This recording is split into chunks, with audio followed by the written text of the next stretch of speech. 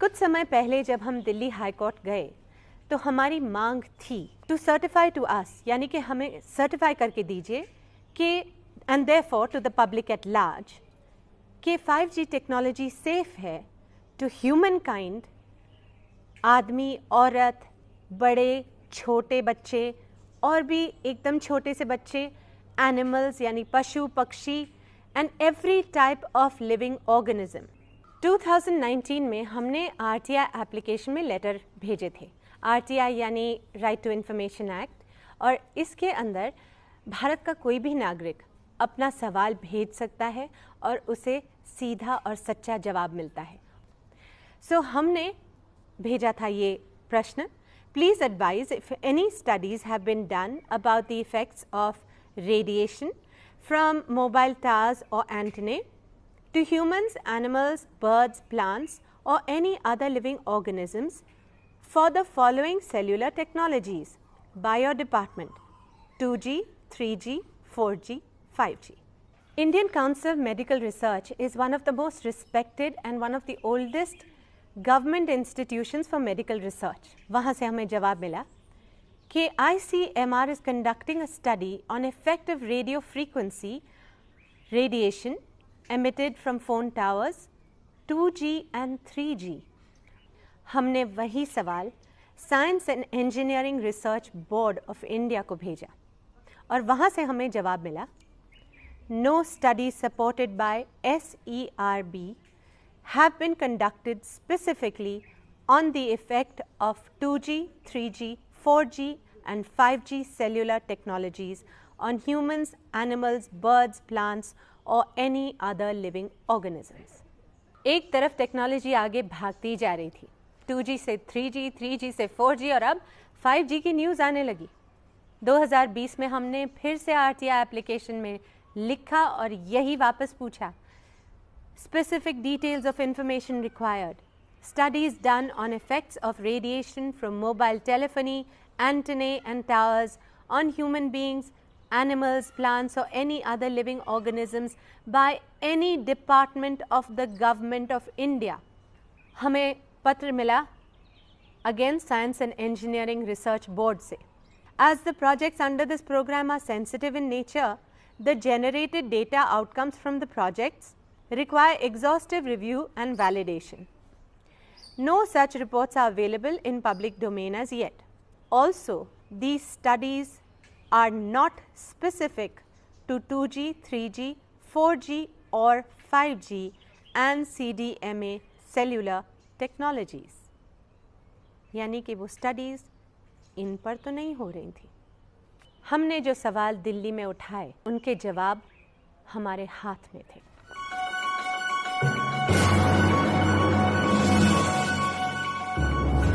ये सब हमने क्यों किया, हम यहाँ कैसे पहुँचे?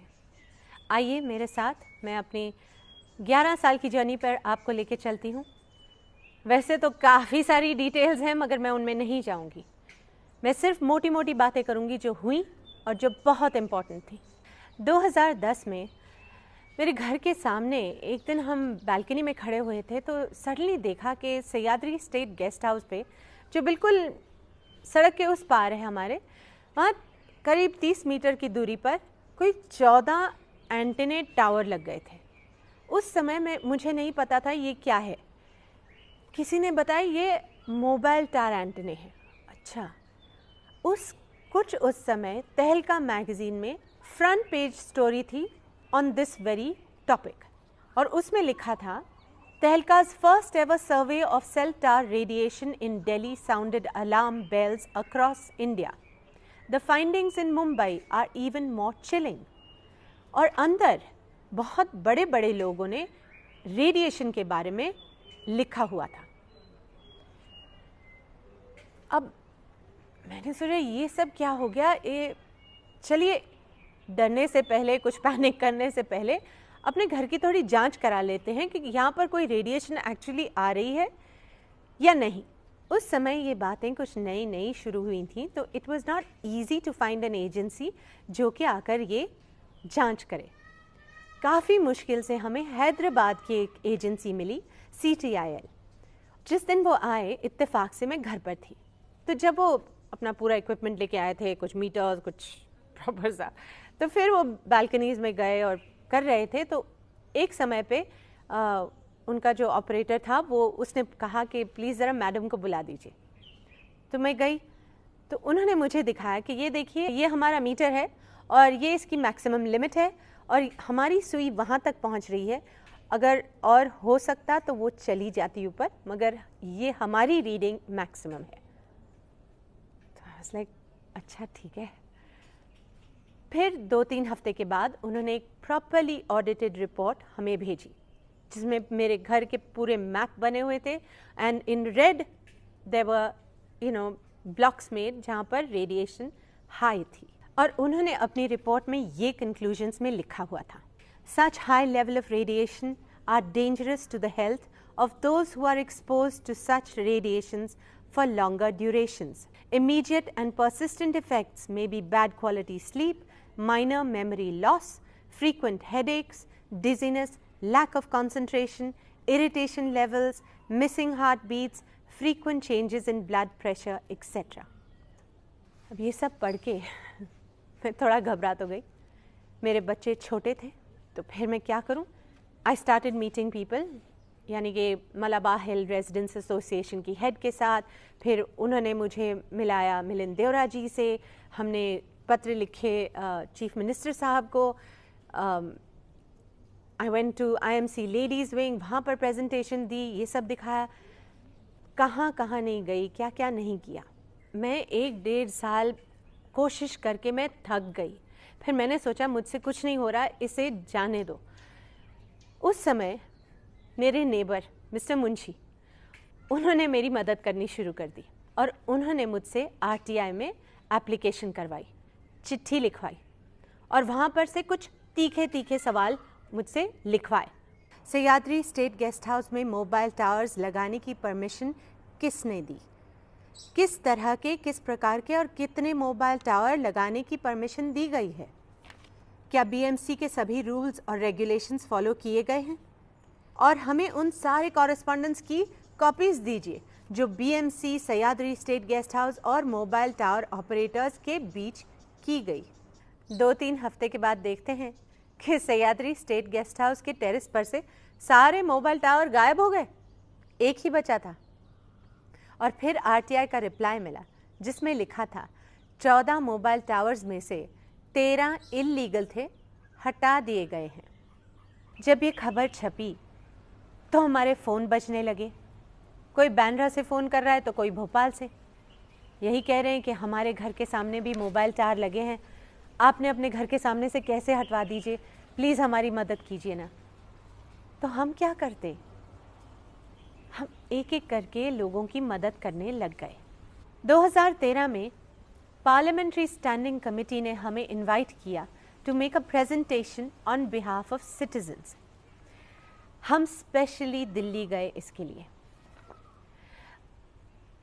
पार्लियामेंट्री स्टैंडिंग कमेटी के चेयरपर्सन उस समय थे श्री राव इंद्रजीत सिंह जी।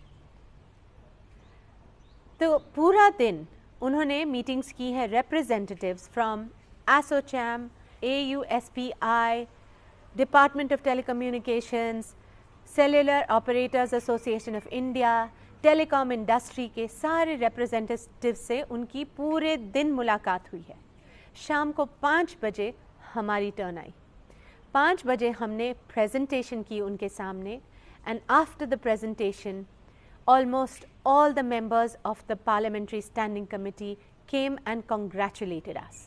3 महीने के बाद पार्लियामेंट्री स्टैंडिंग कमेटी ने हमें अपनी रिपोर्ट भेजी एंड वो पढ़ने लायक है।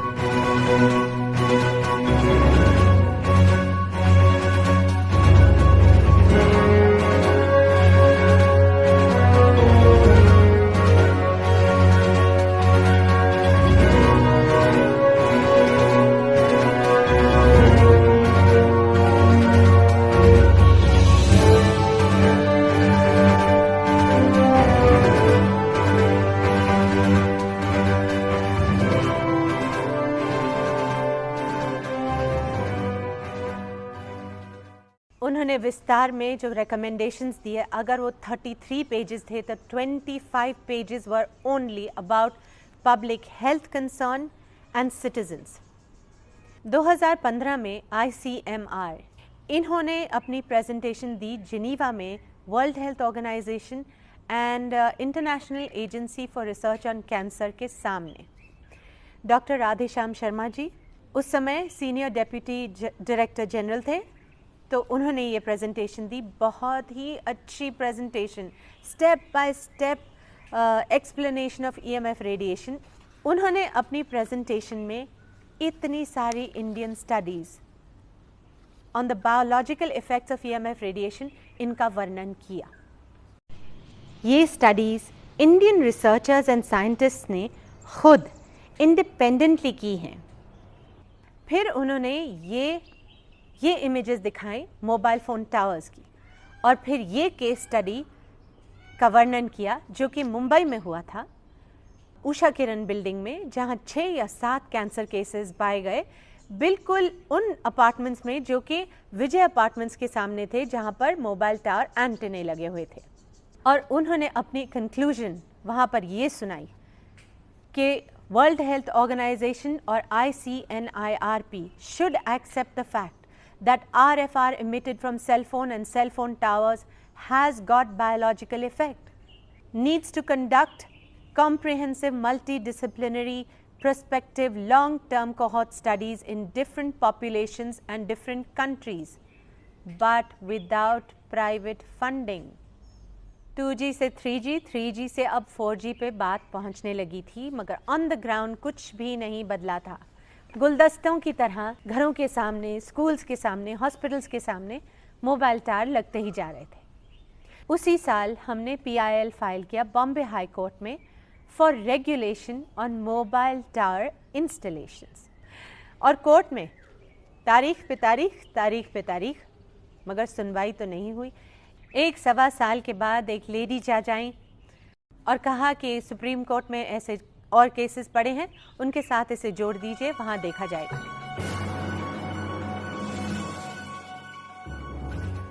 इस दौरान बहुत सारे पत्र लिखे गए। Experts from overseas joined us. Doctors ने हमारे साथ प्रेजेंटेशंस दिए। मुझे बड़े बड़े लोगों ने, संस्थाओं ने अवार्ड्स दिए इस काम के लिए। 2019 में तंग आकर हमने फिर से RTI में पत्र लिखे और ये सब पूछा।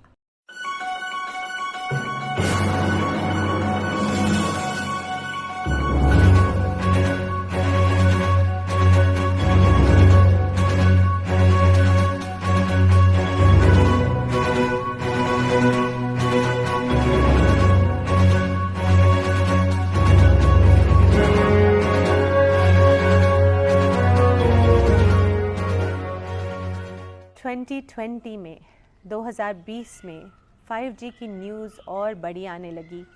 हमने सोचा ये सब कैसे हो रहा है कि टेक्नोलॉजी एक हाथ पर आगे दौड़ी ही जा रही है, बढ़ती ही जा रही है हमारे इर्द गिर्द। और 2G से 3G, 3G से 4G अगर एक एक कदम आगे था, तो 4G से 5G तो एक छलांग है।